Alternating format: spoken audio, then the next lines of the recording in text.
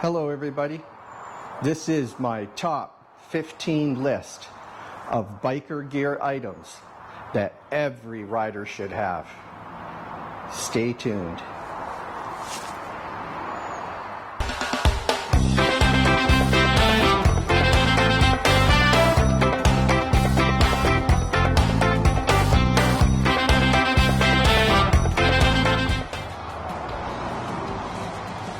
Hello everybody, this is your man, the Bus Man, bringing you another episode of On the Road, where I bring you all of my travel adventures related to motorcycling, motovlogging, cruise, and destination vacations.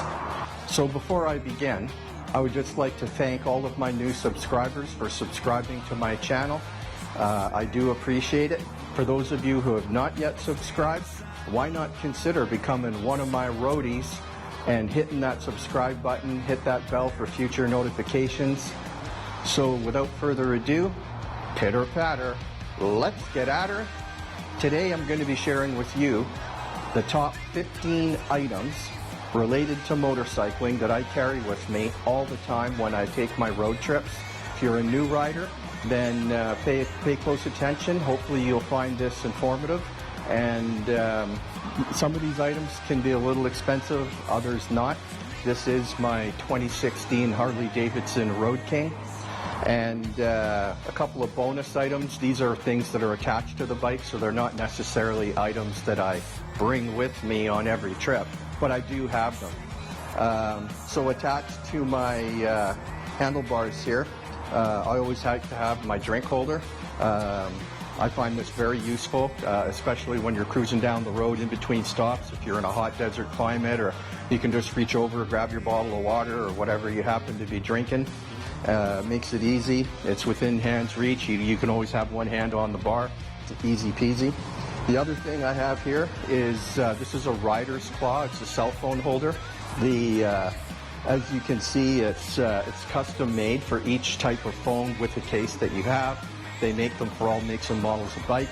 I should mention that I'm not sponsored, I'm not being paid, I'm not receiving any royalties or commissions for anything I'm talking about.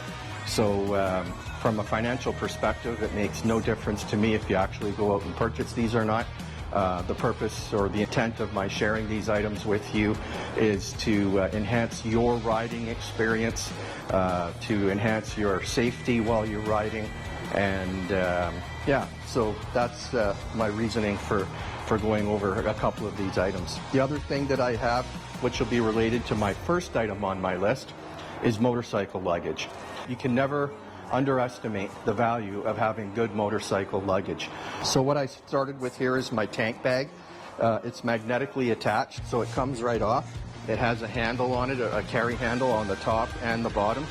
And it's got a nice compartment. It's got a cover here. You can put, I don't know, for those of us who still use paper maps, or you can write notes on a piece of paper, slip it in here, water resistant. It does come with a rain cover. And in here I hold my sunglasses, spare bottle of water, my gloves, suntan lotion, sun spray, whatever. It doesn't really matter. It's very convenient. It sits right on the tank. It just clicks right on. You can take it with you anywhere you want to go. I'll straighten that out later. But it just sits right there. It's really convenient. It's really easy. Yeah, so the next item, uno momento, por favor. So this is my luggage that I use. Clearly it still has the tag on it. I just bought this stuff, but this is the what they call the day bag. It's a smaller bag, and then you have your roller bag. The nice thing about this one is when you take it off the bike, it has the roller wheels. It's just like a little carry-on bag, except it's designed for motorcycles. Comes with waterproof covers. Never underestimate the value of having proper motorcycle luggage.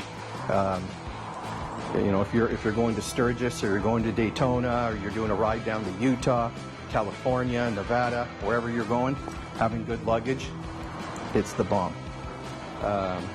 Item number 2 is a good tire gauge. When I'm on longer road trips, first thing I do in the morning when I'm prepping my bike, pre-tripping my bike, check your tire pressures. You'd be surprised how many people I know have ridden with low tire pressure. That is a major safety hazard, not only to you, but to other people on the road. A lot of people don't know this, but the back tire on your bike could be almost zero tire pressure, and when you look at it visually, it won't look flat. The sidewalls on motorcycle tires are so rigid and so stiff, like on this bike, and this is from personal experience, believe me. You will not know, unless you're trying to move the bike manually forwards or backwards, it'll feel a little sluggish, it'll feel heavy, and it's because one of your tires is flat. The front tire will look a little flatter than others. Always have a good quality tire gauge. Don't cheap out. Spend the $20, $30, $50, whatever your fancy is. The other tip I'll give you is it's a lot easier if you get one with a little hose on it, because when you're trying to check those back tires, you want to have that flexibility to be able to maneuver. If you get a regular car one that, you know, like it looks like a pencil or a pen with a little gauge on the top of it, very difficult to use for motorcycle tires. So for new riders, here you go. Item number 3, travel insurance. I do a lot of motorcycling down in the United States. Always make sure that you have good travel insurance. Now, the one that I buy is through CAA in British Columbia. It's called BCAA, British Columbia Automobile Association. This gives you all of the medical coverage you need in the event that you become ill or you have a crash or whatever other scenario might unfold.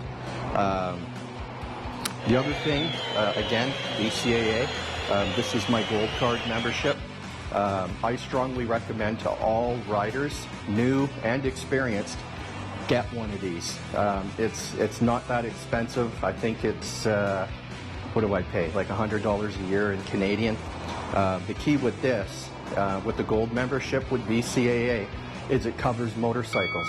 So if you have a breakdown on the side of the road, they'll pay for towing. In my case, I think it's up to 150 kilometers radius from where I am. It also covers hotel stay, incidental expenses if you're stranded because of a breakdown. If you run out of gas, they'll bring you, I think, a gallon of gas to get you back up and running. If anything, it gives you peace of mind, because you're not always going to be able to do those roadside repairs. And with one phone call, you can sit on the side of the road and you can have that peace of mind knowing that a tow truck is always within reach. This is good for anywhere in North America. So even though it's BCAA, it's good for anywhere in North America. Item number 3, item number 4, travel insurance, BCAA membership. Peace of mind, and saves you a lot of hassle and potential trouble and headaches. It's stressful enough if you have an incident on the road. You don't need the financial headaches that go with it. Item number 5, I never, ever ride without one of these in my saddlebag. This is my emergency first aid kit. This is St. John Ambulance. I have this. I buy a new one probably every 3 years or so. It has everything that you could possibly need. It has trauma bandages, gauze, well, it's everything. This is a complete first aid kit. It's very important to have one of these, especially if you're riding as a group or by yourself. If you have your travel buddy with you, if something should happen, you're in an accident, you get stung by a bee, there's hit in the face with a rock, perhaps, there's any number of things that could happen. This is one of those things that I carry that I hope I never have to use, but fortunately for me, I've never had to use it yet in 18 years. This is well worth the $100 investment. I don't cheap out on these like $8.99 first aid kits. Get a good one, carry it in your bag. Again, it's better to be prepared. An ounce of prevention is worth a pound of cure. Item number 6. So these are my motorcycle goggles. They come in, I have clear ones. I have the yellow ones. I'm just going to open up one of them for you here. These are my dark smoke ones. Now this particular brand is Bird's Eyewear. I bought these on Amazon. They're very comfortable. A lot of the times when I'm wearing my helmet, I wear a full face helmet, which is on the list. But a lot of times I like to ride with the visor up, and having these, they just slip on. They got foam on the side. They look pretty much just like sunglasses. When I put my helmet on, I have this 360-degree coverage on my eyes. They're breathable. They have air vents. They don't fog up. At least in normal temperatures, they don't fog up. They're very comfortable, and they're impact resistant. So again, a small rock, a bug, a mosquito, a bumblebee, whatever. At least if I'm exposing my face, I might get hit in the cheek. If I take the risk and raise that shield, then that's a risk sometimes I take. But always protect your eyes. The other thing, a tip I'll give you is, if you're going to wear sunglasses, if you don't wear a full face and you wear a beanie style helmet or a half helmet or whatever you choose, this isn't going to turn into a lecture on helmets. Everybody assumes their own risk. Everybody makes their own decisions on what they want to do in terms of kit when they're riding. However, the only advice I would give you is a tip: do not wear your Joe Blow everyday $20 sunglasses when you're riding your motorcycle. They're not designed for motorcycling. They're not impact resistant. They don't offer the side coverage that motorcycle glasses do. If you get hit in the face with a rock and you're just wearing your cheap, $10 7-Eleven or Walmart specials, you're going to regret it. Wear proper motorcycle gear, proper motorcycle glasses or goggles, whatever your preference is. Don't wear glass. Don't go cheap. You can't replace your eyes. Okay, so the next thing, I think I'm up to item number 7. I've lost count. 1, 2, 3, 4, 5, 6, 7. So I think it's 7. At any rate, gloves. So I always carry different styles of gloves. I have my Harley Davidson rain gloves. It's very important. Everybody should at least carry, in my opinion. If you disagree, leave a comment. Let me know what you think. I always carry 3 pairs of gloves. I got my fingerless gloves. They're really light, they're breathable. When it's really hot, my hands don't sweat, get a lot of ventilation. Again, they offer the least amount of protection, but they do offer the most amount of comfort. The next kind of glove I wear is what I call my in-between gloves. They're full finger gloves. These are armored. They have the plastic, the hard plastic on the knuckles. They have the leather, they're textile on the back, so they're really breathable. Leather palms on the front. These are actually quite comfortable, and they do offer considerable protection, especially from flying debris off the road. If you've never ridden before, or maybe you're thinking of getting into riding, trust me, anybody who's been riding for any length of time knows what it's like to get hit in the hands and the fingers. And if you ever want to experience true pain and true agony, ride 60, 70, 80 miles an hour down the freeway in a rainstorm. It will feel like somebody's perpetually driving nails through your fingers and your hands. You wouldn't think rain can hurt? Oh, it hurts. It hurts. It's true. It's damn true. Riding in the rain without gloves, you do it once, guaranteed you'll never do it again. Which is why I have my rain gloves. These are just what they are. They're rain gloves. And on the thumb, I don't know if you can see this or not, I'll bring it right up. There's a little squeegee on the thumb. So for those of us who ride full face in the rain, so our faces don't get pelted with the rain, believe me, that hurts too. I can just literally squeegee my visor dry. And these are a full gauntlet. So when it's colder outside, these are insulated. They have a thin slit. So in colder weather, your hands stay warm. The gauntlet goes over top of your riding jacket, so the cold air doesn't go up your sleeve and inside and freeze you to death. So yeah, I always carry 3 pairs of gloves, but do yourself the favor. Again, if you're a new rider, do not ride without gloves. Believe me, always, always, always wear gloves when you're riding. So the next items on my list are, I always carry a canister of sun spray. You never know, especially on a longer ride. It's good to be prepared. I just toss it into my saddlebag, and I have that sun protection in the event we go on a long ride. The other thing that people may not be aware of is you can get windburn on a motorcycle depending on the amount of humidity in the air and the weather conditions. So this will also somewhat help protect you from windburn, sunburn, sunscreen. Even on a cloudy day, you can get sunburn. So I always, when I'm wearing my vest, wearing my cut, I always like to spray my arms. Nothing's worse than getting a sun rash on your forearms. Item number 10, I believe. Sorry folks, I've lost track of the numbers.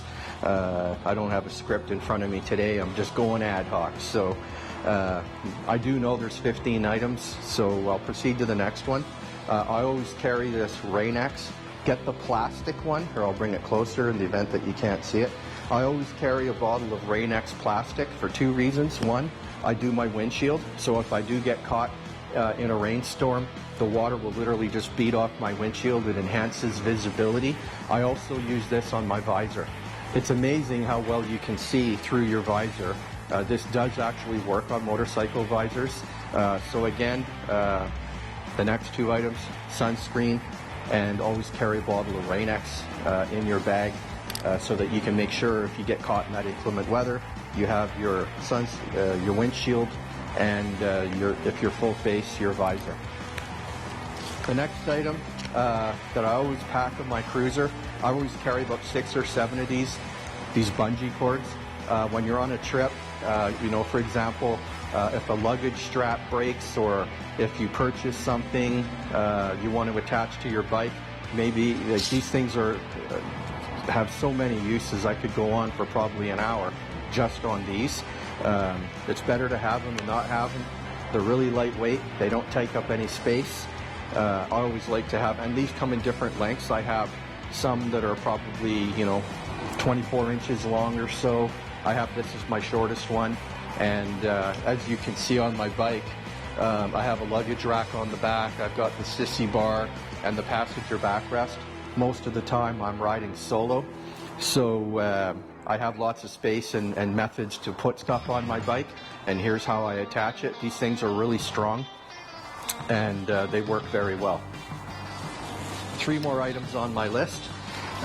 So this is a Gerbing heated jacket. So this slides on, you put this on first, and what's nice about this is you can wear a nice thin shirt so the heat can penetrate through your first layer. Typically I'll wear a long sleeve like a motorcycle shirt, a Harley shirt, what have you. Then I put this on. Then I'll put my riding jacket on top of that.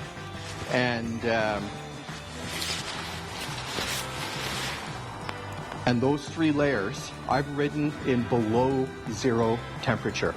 Now this heated jacket has a regulator. Well, let me grab the regulator. So this just literally clips to the outside of my riding jacket. And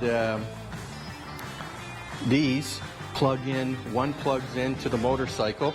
There's a plug-in on the other side of my bike that's connected. It's right next to my battery charger connector. All those who have Harleys know you have that little hang down. Well, I have another cable that comes out, so this will plug directly into the battery. It's a direct battery connection. It's fused. And then the second cord plugs into the vest, or to the jacket, sorry. I put this on, and what's nice about this is I can regulate the temperature of the jacket based on the temperature. So if I'm getting too hot, I can dial it down. If it starts warming up outside and I don't think I need it anymore, I can turn it off. If I run into another cold area, back on it goes. Now I know there's a lot of people who think, heated gear is for sissies. Well, I guess that makes me a sissy then, because I'm telling you, I will never go on a long ride, especially when it's raining. Hypothermia, that's a thing. For those of you who have never ridden before, again, I can advise you, I've seen people get almost hypothermic when it's 10 degrees or 40 degrees outside. It's above 0. and yet they get hypothermic when they're riding on the, because hypothermia, people forget about the wind chill factor when you're riding. It might feel plenty warm when you're just standing outside, having a beer, relaxing, hop on a bike, do 60 miles an hour, and you're literally freezing your tail off. Now, unless it's June, July, August, and it's summertime, but in the fall and early spring, I always wear this. And if I don't need it, I don't need to turn it on because I have the thermal regulator. Really check out the heated gear. There's all kinds of brands. I bought Gerbing. This thing is, I bought this in 2008. 2008. It's 2022. Still works like the day I bought it. Gerbing is a good brand. Say no more. The next item on my list is, yes, rain gear, rain suit. I have this on a hanger because I don't want it to get all wrinkly and what have you. When I'm not using it, I just stick it on a hanger and I hang it on the wall. Yes, I chose to buy the Harley Davidson brand. I've had other brands before. Nothing really is held up the way this is held up. It's, as you can see, it's highly reflective. It's fully waterproof. It has all kinds of vents. It's breathable. Now, I'm not going to lie to you. Yes, all rain gear, you may sweat in it. It's waterproof, but this does have some breathability to it. The other thing I like is the pants. They have suspenders. Really, but overall, without doing a full review on this, which is not the intent of this video, but again, when it's raining outside, inclement weather, you need to be seen. This has all the reflectivity. It's good quality. It ain't cheap. I think I paid in Canadian dollars around, with tax, I think it was around $300, $250, $300, something like that. But you get what you pay for. And believe me, if you're on a long ride in the middle of nowhere and you get caught in a rainstorm, this will bail you out, literally and figuratively, every time. Always make sure you have your rain gear.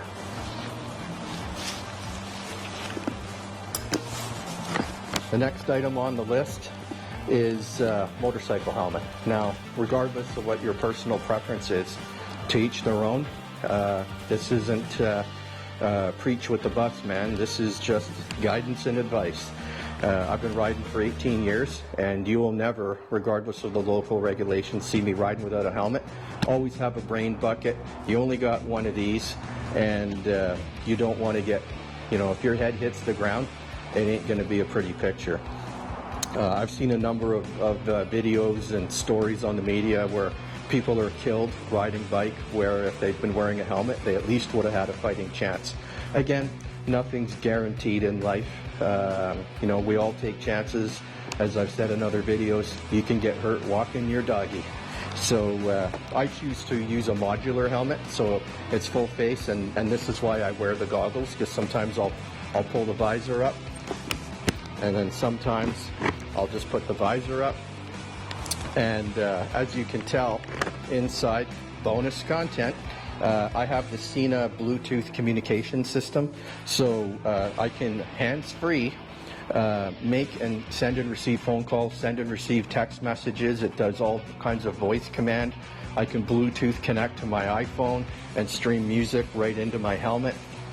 So I have a full music and communication system right within the helmet.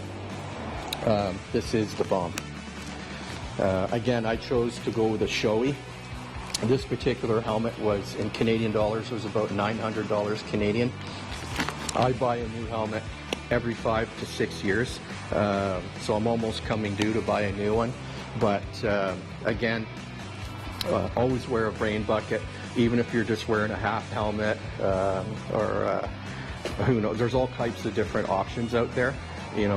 Check it out, find what works for you, what fits for you. But I encourage everybody to protect your lid. The next thing I always bring with me on every ride, this is a critical piece of equipment in today's day and age. Always make sure you have a cell phone with you. Never travel without a cell phone, which is why I always have this mounted right onto my bike. This also can act as a GPS system, information system. We all have cell phones. We all know what they can do, but they do form a critical piece of equipment. when you're motorcycling. And now for my 15th and final item on my list. Okay, so the last item on my list is my riding jacket. Now this, there's a lot of people who don't wear any type of protective wear at all. When it comes to protective wear, again, basic guide and advice when I'm teaching people how to ride or helping novice riders, there's some basic key pieces of equipment you always want to wear. Boots. I have 2 sets of boots. I didn't put them on my list of 15 because you got to have something on your feet. But unless you're somebody who rides barefoot, but if you are, let me know, because you'd be the first person I've ever met who does that. So at any rate, getting back to my last item here, riding jacket. I always wear leather. I don't wear textile, and I don't ride without something. Even your cut, a leather one will provide some form of protection, as minimal as it may be on those really hot days. Yes, this jacket, this is probably the best jacket that Harley Davidson makes. It's completely waterproof. It has more vents than you can shake a stick at. It's heavy leather. It's got the heavy padding on the elbows and impact areas. I've had this for probably 6 or 7 years. This thing is really high quality. This was $1,000 for this jacket, worth every penny. This is a Harley Davidson vest, my cut. Again, I'm a leather guy. I like to wear leather. Other people wear textiles. But as a general tip, as a rider, you should always have boots, gloves, jacket, helmet. Those are your basic essentials. Everything beyond that, some people wear chaps. I'm not a chap guy. I do have armored jeans. I do have Kevlar jeans. Again, that's a personal preference. Just giving you guidance and advice based on 18 years of riding. So those are my 15 items that I think that everybody who's into cruising or who rides a cruiser should have. Now again, you may not have all of these items on you at all times, but these are the 15 things that you should own as someone who owns a Harley or another brand. You don't have to have a Harley. I just happen to own a Harley. So if you found this informative and helpful, then do me a favor, hit that like button, give me a thumbs up, hit the bell for future notifications. And all that will do is let you know when I put out future content. And it doesn't cost you anything. Your email's not going to get spammed. So at any rate, I'm going to call it a wrap. Thank you very much if you're still here for watching. I hope you enjoyed it. You all have yourselves a great day. Keep the shiny side up. Aye, aye. And goodbye. Peace.